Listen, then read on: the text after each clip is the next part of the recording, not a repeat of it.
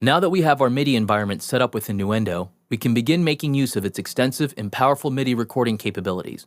Many of the features we have discussed about the various recording modes and all the transport recording functions are exactly the same when dealing with recording MIDI into Nuendo. This makes it very easy to work seamlessly between the two environments. If you know one, you'll know the other. In this tutorial, we'll cover the key functions you'll use when recording MIDI, as well as highlight the similarities and differences between audio and MIDI recording. MIDI recording is dealt with in four main areas of the user interface. First is the MIDI track and the track inspector, which is found in the project layout window, both which serve as a primary focus for MIDI track recording. You'll notice that in the inspector, there's a tab called Track Parameters, which gives you a wealth of powerful MIDI parameters to help customize how your MIDI tracks respond and play back. Functions such as transpose and velocity shift make it easy to make swift, broad changes to your entire MIDI track without having to get into the details of the MIDI editors. Second is the MIDI channel in the VST mixer. This provides a more console-centric access to the MIDI track parameters. Third, we have the transport, where the punch settings, metronome settings, tempo settings, pre- and post-roll, and recording modes all affect MIDI recording in the same way as audio. Activating MIDI record is the same as audio. You just hit the record button. The one additional function we have in the transport is the auto cue function. This activates auto quantizing on any live MIDI recording you do. The quantize value that you use during this auto quantizing is the one that is set in the project window grid value. Last, we have a very special mode for MIDI recording called step input mode. Many older hardware MIDI sequencers or drum machines have a step input mode that allow you to enter notes one step at a time onto a grid or track layout. This allowed you to freely create simple or intricate passages without the restrictions of recording in real time. With step input, you can put the notes exactly where you want and when you want without worrying about mistakes or having to stay in time with the metronome. We'll take a closer look at how this works shortly. Alright, now that we've got the location of all the functions down, let's see how these functions all work and go over some of the basics of MIDI recording. As I mentioned before, many of the recording functions in audio are the same when dealing with MIDI, so we'll just focus on the differences and mention a few of the similarities. Starting with the transport, everything works exactly the same, with the exception of two additional cycle recording modes. These are the mix and overwrite modes. If we arm our MIDI track and hit record in cycle mode, Nuendo will respond in one of two ways. First, in mix mode, Nuendo will mix the recorded events into the existing events during each loop cycle pass.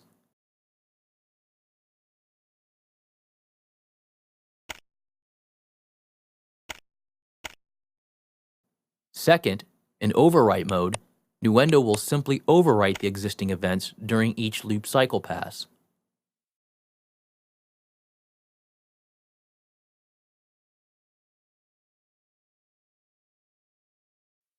If we move over to the MIDI track and inspector in the project layout window, we'll find some distinctly different options and parameters for MIDI tracks versus audio tracks. First, we have the option to record in a stacked mode, as we saw earlier in the cycle and multi-lane recording tutorial. But now, we also have the option to choose a drum map mode for the MIDI track. This puts the MIDI track into a full-on drum mode. Anytime you record or edit MIDI on this track, drum mode specific options will be made available. One of them is the drum map editor. We'll cover this in more detail in the MIDI editors tutorial. If we move over to the inspector area, you'll see that we have several new options provided to us within the Track Parameters tab. This gives us access to some commonly used parameters when dealing with MIDI events. For instance, many times you may need to change the key scale of an entire arrangement. Normally, you would have to either open the editor and change all the note events or process some transpose command on the specific areas you need. But with the track parameters, you can transpose the entire track, affecting everything that is within the track lane. Other functions, such as the random tool, can be used to add small light nuances to various attributes of your MIDI notes, which can help add some organic flavor and feeling into your recordings that might otherwise have a very cold, sterile feel due to very rigid quantization. Now let's check out the step input recording. First, you simply create an empty MIDI track.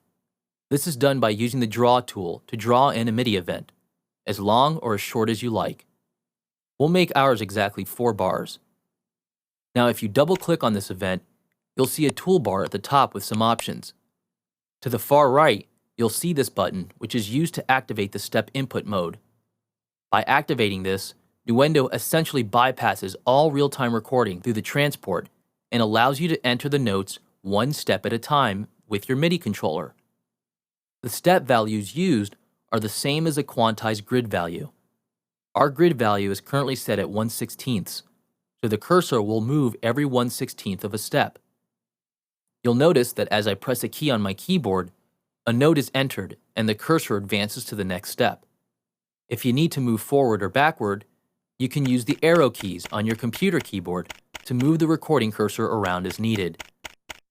If you haven't noticed already, this is a very powerful tool when you need to create very intricate or detailed percussion lines or keyboard riffs, but you still want to maintain some sort of hands-on control over which notes you are actually entering through your musical keyboard controller. A perfect example is entering in 16th note staccato synth lines or a 16th note hi-hat line for your drum tracks. Now that we've gained all this great knowledge of MIDI recording, let's actually use it on a song. I've got a project here that already has some keyboard lines recorded.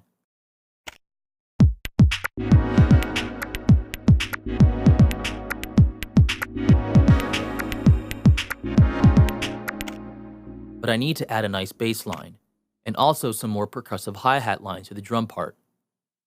I've already got 2 new MIDI tracks ready and set up for these parts.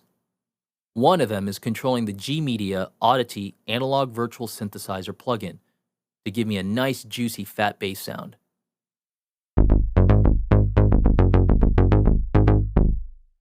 And the second track is set up to control Native Instruments Battery plugin with a nice electronic drum kit already loaded up.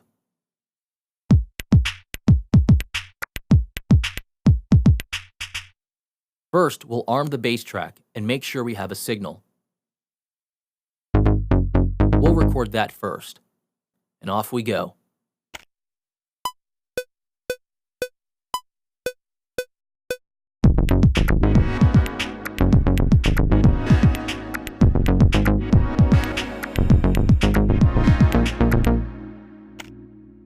Perfect. Now let's get our percussion hi-hat line. I'll unarm the synth track and arm the battery track. Make sure I have a signal, reset my playback cursor, but this time I know that I want a straightforward 16th note hi-hat line, so let's use the step input mode instead. First I'll call up the Draw tool, then I'll draw out a 4-bar event,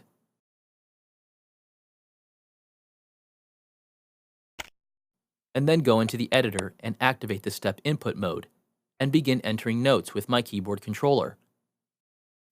As I play the keys on my keyboard, Nuendo will enter in a note and advance to the next step until we are done.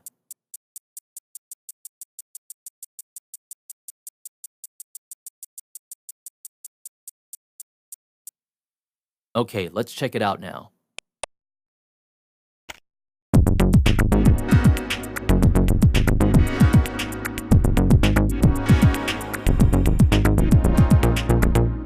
Great. Exactly what I was looking for. So, as you can see, MIDI recording in most ways is exactly the same as audio recording.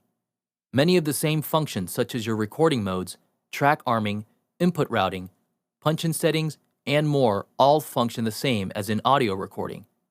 However, we also saw that MIDI recording offers several advanced functions such as the drum mat mode, the step input mode, and the inspector settings, all of which offer very powerful and flexible means of working with your MIDI recordings. Now that you've learned the methods for recording both audio and MIDI into Nuendo, the time comes when you will want to edit the material to either correct mistakes or to enhance or change certain aspects of your recording. And editing happens to be one of the most powerful areas in Nuendo. We'll learn all about this in the next topic called editing.